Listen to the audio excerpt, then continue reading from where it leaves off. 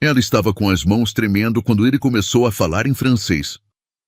Não porque não entendesse, mas porque entendia cada palavra, cada insulto, cada sílaba calculada para destruí-la na frente de todo mundo. E ela escolheu ficar em silêncio. Por enquanto.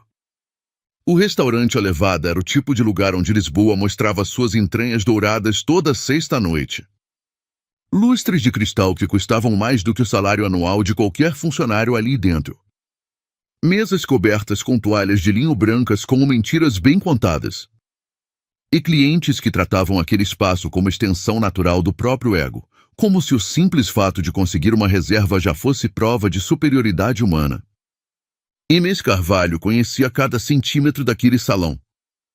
Conhecia o rangido discreto do terceiro degrau da escada de serviço, o ângulo exato em que a luz das velas criava sombras nos rostos dos clientes, e a diferença entre um sorriso de gratidão genuíno e aquele outro sorriso, o que as pessoas ricas fazem quando olham para você sem realmente te ver. Ela estava há 3 anos ali. 3 anos carregando bandejas, recolhendo pratos, enchendo copos com as mãos que um dia seguraram livros raros nas bibliotecas da Sorbonne. Mas isso era outra vida. Ou pelo menos era o que ela tentava se convencer toda manhã enquanto calçava os sapatos pretos do uniforme. Naquela sexta-noite, o salão estava lotado até o último lugar quando Sebastião Vilares entrou. Ele não entrou. Ele apareceu. Tem uma diferença enorme entre as duas coisas, e Sebastião sabia disso instintivamente, da mesma forma que sabia o preço exato do relógio no pulso de cada homem na sala. Era o tipo de habilidade que se desenvolve quando você passa a vida inteira medindo o mundo em dinheiro. 40 e poucos anos. Cabelo escuro, bem cortado, com aquele toque de grisalha nas têmporas que os homens ricos deixam crescer de propósito porque descobriram que distinto vende melhor que jovem. Terno cinza de alfaiate. Sapatos italianos que Inês reconheceu de longe. A mulher ao lado dele, Vitória, era linda da forma que só dinheiro consegue manter, cabelo liso impecável, vestido azul marinho, olhos levemente cansados de quem sorri muito em eventos que não quer frequentar. O Maitres conduziu-o à mesa principal. Claro. A mesa que ficava no centro geométrico do salão, onde todos podiam ver e ser vistos. Sebastião tinha pedido essa mesa quando fez a reserva. Inês sabia porque foi ela quem anotou. Ela pegou a bandeja de água e se aproximou. Já tinha detectado o perigo antes mesmo de chegar perto. Tinha desenvolvido esse sexto sentido ao longo dos 3 anos, uma espécie de radar emocional que identificava certos clientes antes que abrissem a boca. Era algo nos olhos, um brilho específico, a mistura de tédio com poder que produz o pior tipo de crueldade, a crueldade entediada. Os olhos de Sebastião Vilares tinham exatamente esse brilho. Enquanto Inês enchia os copos com o movimento preciso e discreto que trabalho exige, ele nem olhou para ela. Conversava com Vitória sobre algum negócio imobiliário em Cascais, gesticulando com aquela leveza de quem decide o destino de outras pessoas entre o aperitivo e o prato principal. Ela recuou em silêncio. Mas não foi longe o suficiente para não ouvir Sebastião murmurar para Vitória, com um sorriso que não precisava ser grande para ser cruel: "Vamos nos divertir um pouco essa noite." Vitória franziu levemente o senho. "Sebastião, relaxa." Ele pegou o cardápio sem olhar para ela. "É só uma brincadeira." Inês sentiu aquele nó familiar no estômago. A textura específica do que tá por vir. Continuou trabalhando. O aluguel do quartinho no Mouraria não se pagava com pressentimentos. Se você já sentiu que estava prestes a ser humilhado e não tinha como escapar, você vai entender o que Inês sentiu naquele momento. Continua aqui, porque o que ela fez em seguida vai te surpreender do início ao fim. 20 minutos depois, quando ela voltou à mesa com o cardápio de vinhos que ele tinha pedido, Sebastião Vilares se recostou na cadeira, cruzou os braços e, sem aviso, sem transição, sem a menor consideração pelo momento, mudou de idioma. O francês saiu da boca dele como uma navalha. Não era o francês básico de executivo que frequentou um curso de verão em Genebra. Era um francês construído com cuidado, cheio de subjuntivos e expressões rebuscadas que ele claramente tinha decorado com o único propósito de fazer outras pessoas se sentirem pequenas. Cada palavra escolhida como uma arma. Cada frase calibrada para o máximo de humilhação com o mínimo de esforço. Écoutez-moi bien, ma petite serveuse. Je désire que vos transmetieis ao chefe mes exigências particulières concernant les foudres. Il faut que soit préparé selon la méthode traditionnelle française, pas selon vos approximations portugaises. Comprenez-vous ce que je veux dire? Ou bien dois-je parler plus lentement pour votre petit servial? O salão ficou em silêncio. Não o silêncio natural de uma conversa que pausa. Foi aquele outro silêncio, o fabricado, quando as pessoas ao redor percebem que algo cruel está acontecendo e, em vez de interromper, viram a cabeça para ver melhor. Mesas vizinhas giraram discretamente. Alguns com aquele sorriso cúmplice, o sorriso de quem não participa da crueldade, mas aprecia o espetáculo. Outros fingindo não ouvir, olhos demais fixos nos pratos, vergonha alheia demais para se transformar em coragem. O jovem garçom Carlos, que estava perto da estação de serviço, se mobilizou com uma garrafa na mão. Vitória fechou os olhos por meio segundo. Sebastião, isso não é necessário. Ele a silenciou com um gesto leve, quase preguiçoso. Tô ensinando algo sobre o mundo real. Relaxa. E aí olhou para Inês com a expectativa tranquila de quem está acostumado a ganhar. O que ele esperava era previsível porque sempre era o mesmo. A mesma cena que aquele tipo de homem encena em restaurantes, em reuniões, em elevadores, onde quer que tenha audiência e alguém que considera vulnerável. A garçonete ia gaguejar, ficar vermelha, pedir desculpa pelo que não fez, talvez até chamar alguém que pudesse ajudar porque ela não entendia. Desculpe, senhor, me dá um segundo. Era o script. Sempre o mesmo script. E a audiência que tinha se formado ao redor daquela mesa já estava se preparando para assistir à cena conhecida. Mas o que aconteceu em seguida não estava no script de ninguém. Inês olhou para seus próprios sapatos por exatamente 2 segundos. Respirou. E tomou uma decisão que ia mudar tudo. O silêncio que se seguiu depois do francês de Sebastião tinha aquela qualidade específica de uma armadilha esperando ser ativada. Ele cruzou os braços com mais firmeza, satisfeito com o efeito que tinha causado. O poder, para ele, sempre tinha esse gosto, a sala inteira suspensa, esperando que a pessoa menor quebrasse primeiro. Inês não quebrou. Ficou parada.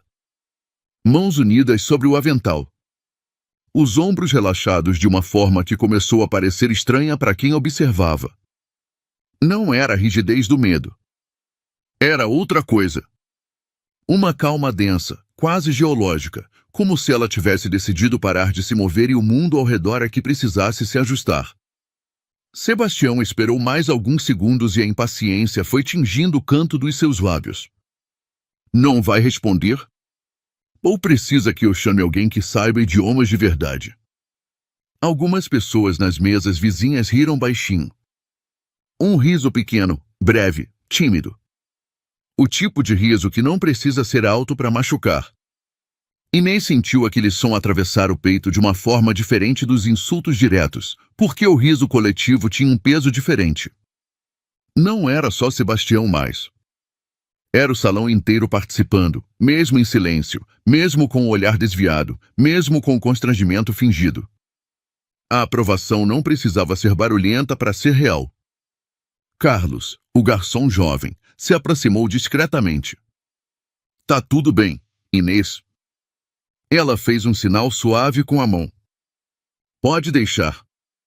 Sebastião interpretou o silêncio dela como confirmação de tudo o que tinha decidido sobre ela antes de entrar no restaurante. Continuou em francês, a voz mais baixa agora, mas mais envenenada, puisque vous n'y comprenez rien, permettez-moi de vous expliquer votre situation. Vous êtes une simple serveuse dans un monde qui appartient aux gens comme moi. Votre travail consiste à sourire, à obéir et à disparaître. C'est la réalité de votre classe sociale.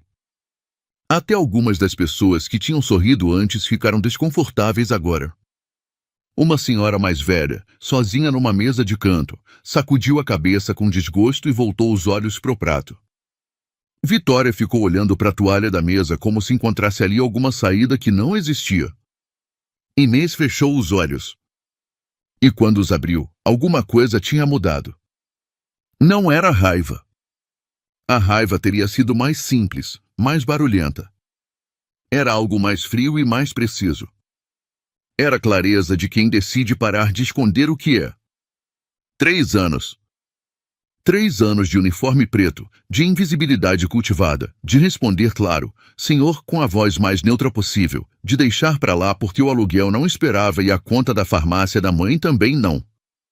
3 anos construindo com muito esforço a ilusão de que tinha simplesmente se tornado outra pessoa, alguém menor, alguém sem história, alguém que enchia copos e recolhia pratos e era grata por isso.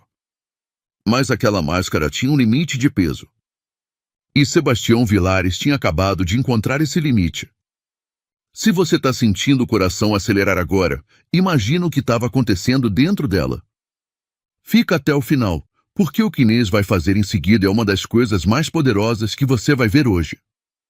Senhor Vilares, disse Inês. A voz saiu diferente do que todos esperavam.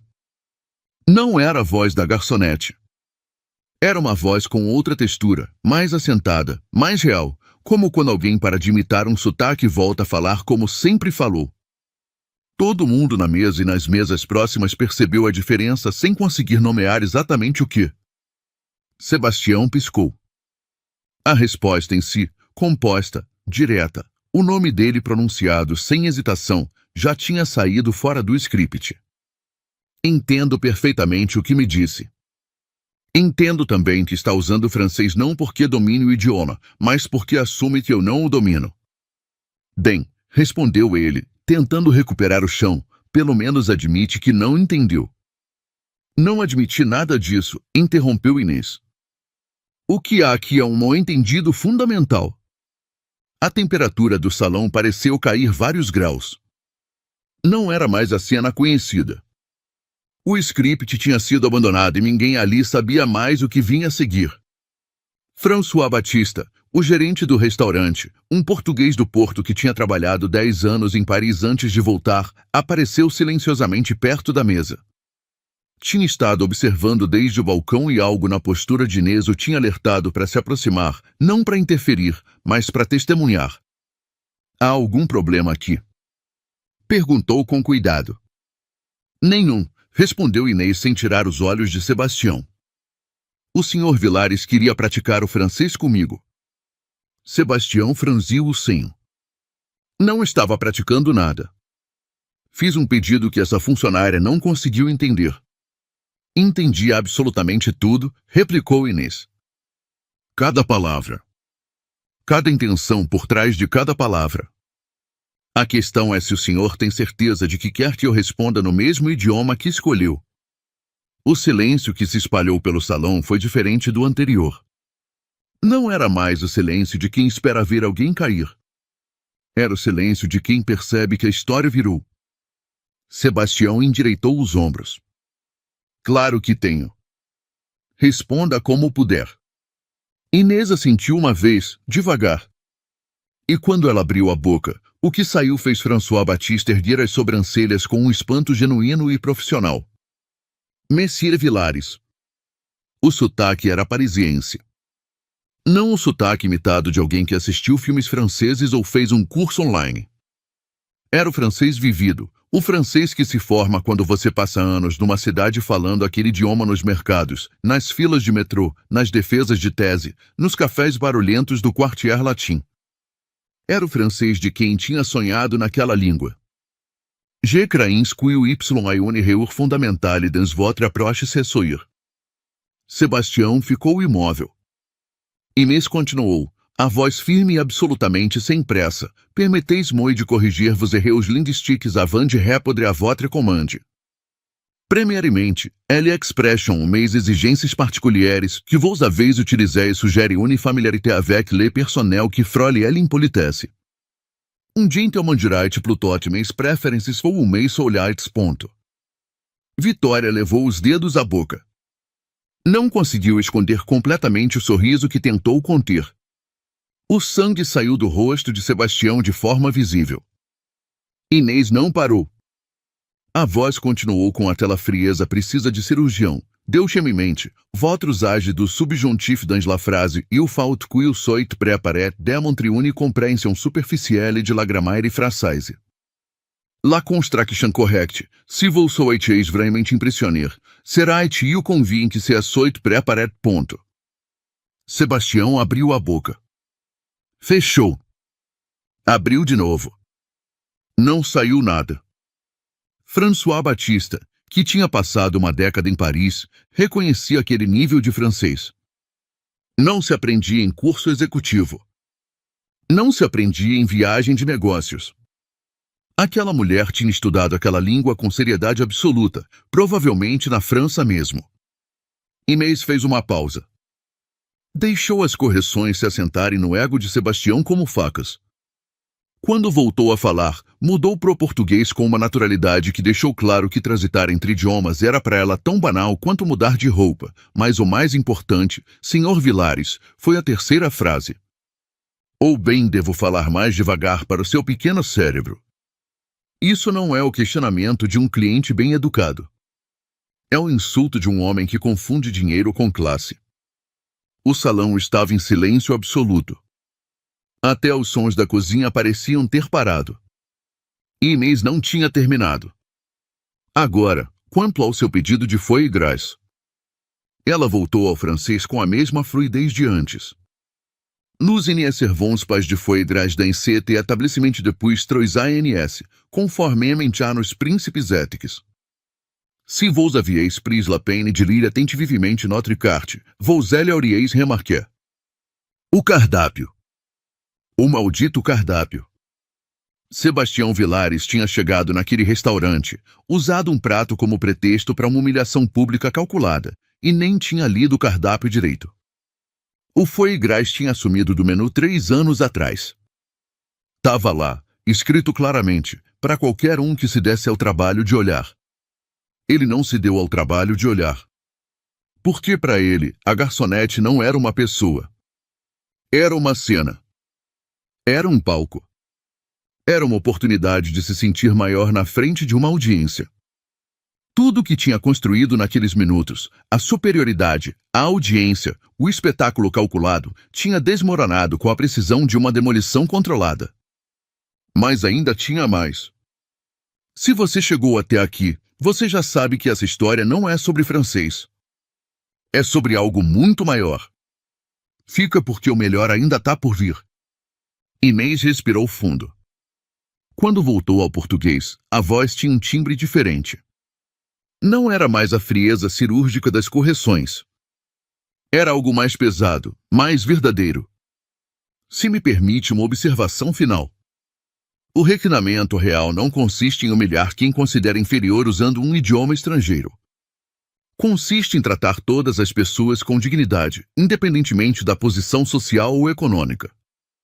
Ela o olhou diretamente nos olhos pela primeira vez desde que a conversa tinha começado. Trabalho servindo mesas neste restaurante há 3 anos. Não por falta de formação, mas por necessidade. Tenho doutorado em línguas românicas pela Universidade de Lisboa. Estudei na Sorbonne com bolsa de excelência acadêmica. A minha tese sobre a evolução do francês medieval foi publicada em revistas especializadas na Europa. Falo 6 idiomas fluentemente. Sebastião estava completamente imóvel. Mas mais importante do que tudo isso, continuou Inês, tenho algo que todo o seu dinheiro não consegue comprar.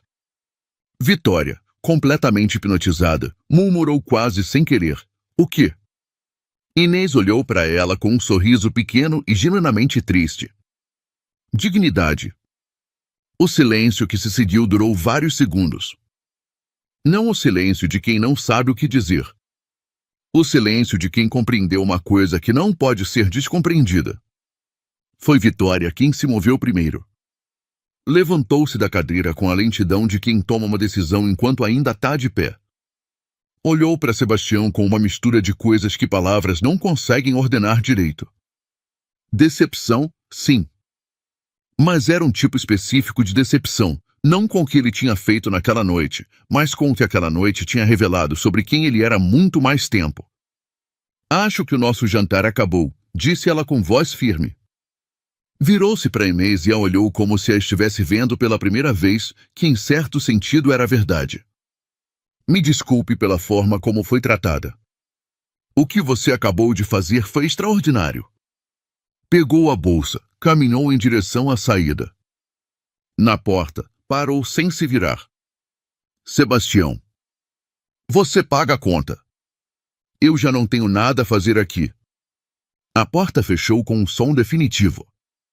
E Sebastião Vilares ficou sentado sozinho numa mesa para dois, num salão onde cada par de olhos tinha acabado de testemunhar o colapso cuidadosamente construído da imagem que ele tinha levado décadas a fabricar.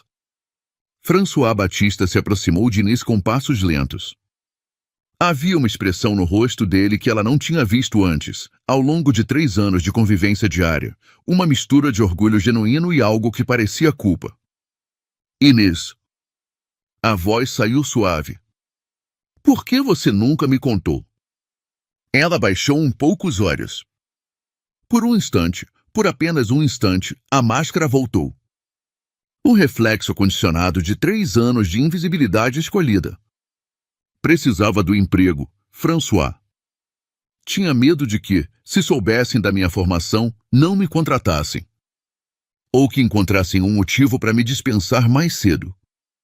Qualificada demais é uma palavra que os empregadores usam quando querem dizer problemática. François ficou quieto por um momento.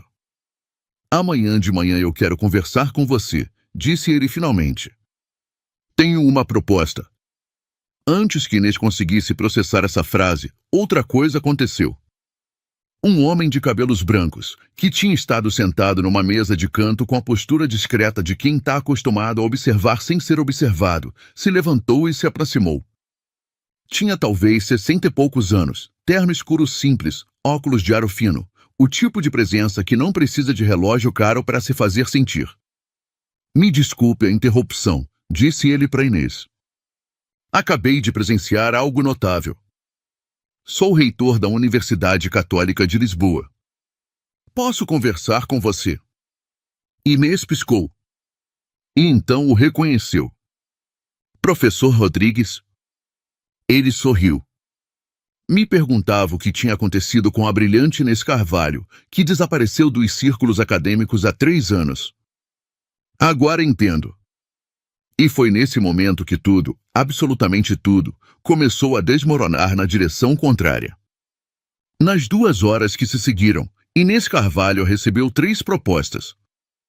François foi o primeiro. Queria que ela assumisse a coordenação de idiomas e comunicação internacional do grupo de restaurantes do qual a Levada fazia parte. A rede tinha expandido recentemente para Paris e para o Brasil, e alguém com o perfil de Inês era exatamente o que procuravam havia meses. O professor Rodrigues foi o segundo.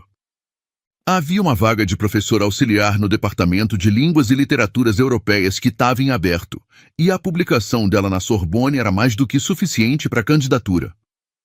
O terceiro veio de uma mulher que tinha estado sentada 2 mesas atrás durante toda a cena, em silêncio, observando, e que se apresentou como diretora de uma empresa de tradução e consultoria linguística sediada em Lisboa com escritórios em Bruxelas. Tinham contratos com instituições europeias e precisavam de alguém com formação específica em francês medieval e línguas românicas. Inês ficou de pé no meio do salão, com a bandeja ainda na mão, enquanto o mundo à volta dela reconfigurava completamente. Carlos, o garçom jovem que tinha tentado se aproximar durante a cena, passou perto e parou por um segundo ao lado dela.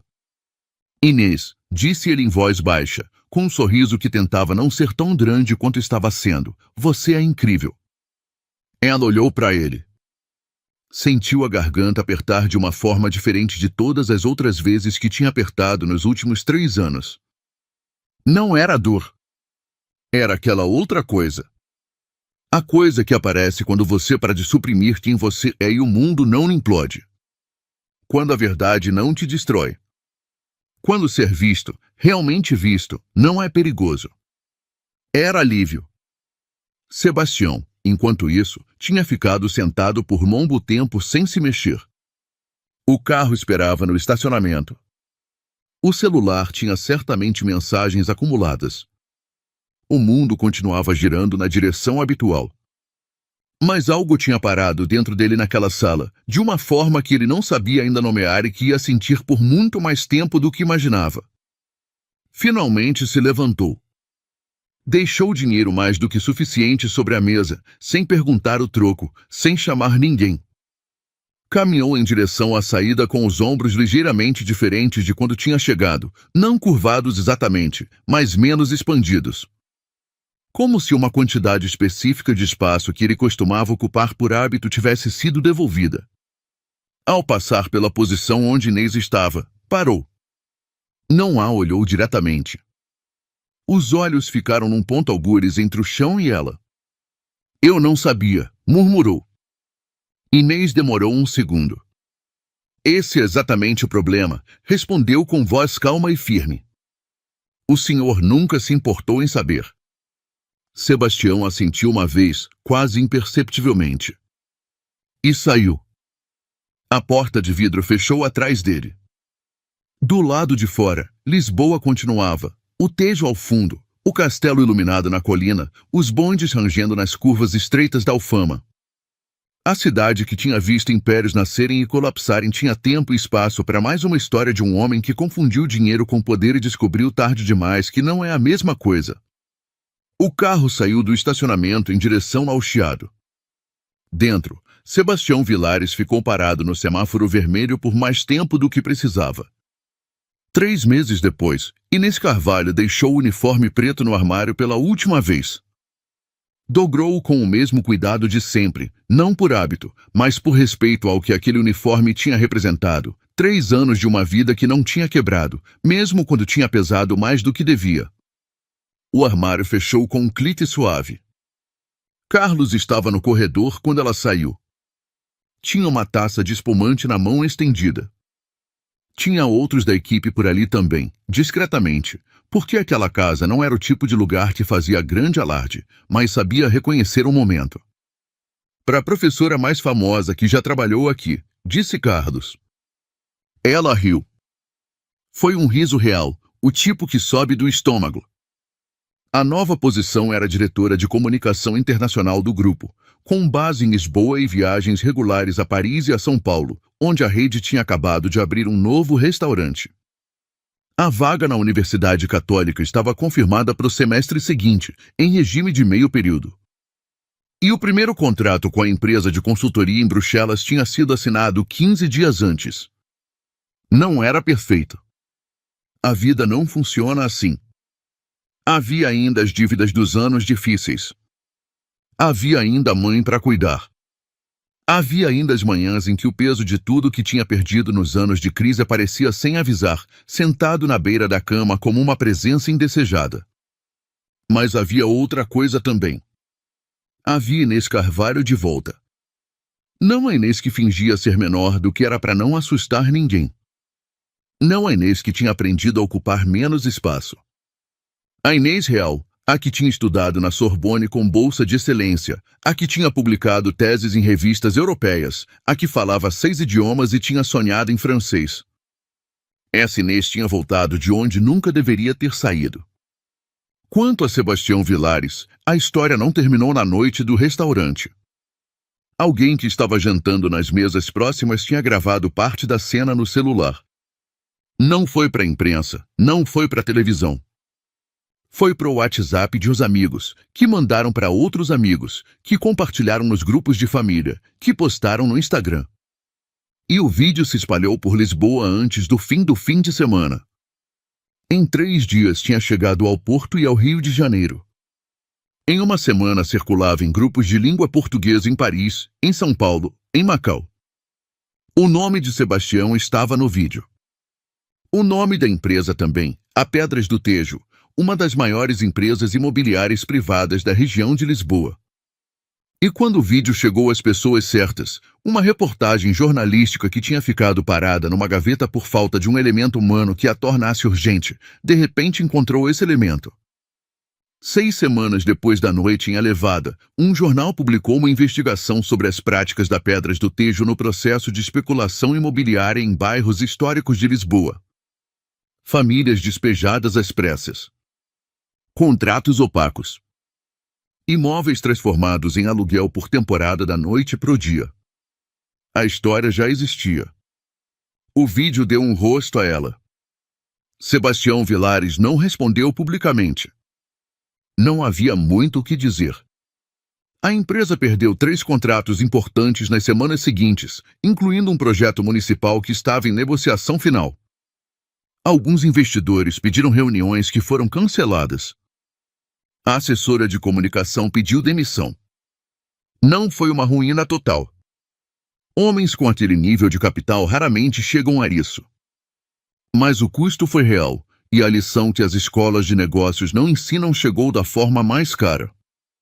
Na era em que vivemos, um momento de crueldade numa sala de jantar pode percorrer o mundo antes de você chegar em casa. Numa tarde de outubro, Inês estava preparando os materiais para sua primeira aula na Católica quando o celular vibrou com uma mensagem de um número que ela não reconheceu. Meu nome é Vitória Mendes. A gente se conheceu brevemente num restaurante há alguns meses. Sei que provavelmente você não quer ter notícias minhas. Mas queria que você soubesse que aquela noite mudou alguma coisa em mim. Obrigada. Inês ficou com o celular na mão por um momento. Depois respondeu. Que essa mudança seja boa para você. E voltou para os materiais da aula. A janela do escritório na universidade dava para um jardim com árvores velhas. Outubro em Lisboa tem aquela luz específica, dourada e levemente melancólica, que faz tudo parecer mais definitivo do que talvez seja. Inês pensou, por um segundo, na garota que tinha chegado a Paris 20 anos atrás com uma mala de tamanho médio e uma bolsa de estudos dobrada no bolso do casaco. Assustada. Empolgada. Convicta de que o mundo das palavras era o único mundo que fazia sentido para ela. Essa garota não tinha desaparecido. Tinha apenas esperado. Às vezes a vida te faz usar um uniforme por um tempo. Às vezes te faz invisível por anos. Às vezes a crise chega de onde você menos espera e leva coisas que você achava que eram permanentes. Mas o que você sabe, o que você realmente sabe, isso nenhuma crise leva. Nenhum uniforme esconde para sempre. Nenhum homem arrogante num restaurante de Lisboa consegue tirar isso de você. Isso você carrega. Em 6 idiomas, se necessário. A aula começava em 20 minutos. Inês Carvalho pegou os materiais, fechou a janela com cuidado e foi. Se essa história te tocou de alguma forma, se você já se sentiu invisível num lugar onde deveria ser visto, se você já engoliu uma humilhação porque precisava do trabalho ou porque simplesmente não havia espaço para reagir, então você sabe o que Inês carregou por 3 anos. E você entende o peso do momento em que ela decidiu parar de carregar.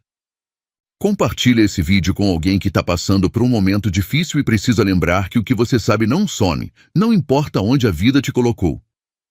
Deixa seu comentário aqui embaixo contando se você já viveu algo parecido. Cada história que aparece aqui nos comentários é uma prova de que Inês não é a única. E se você ainda não se inscreveu no canal, faz isso agora, porque toda semana tem uma história como essa, de pessoas que a vida empurrou pro chão e que encontraram uma forma de se levantar. A gente se encontra no próximo vídeo.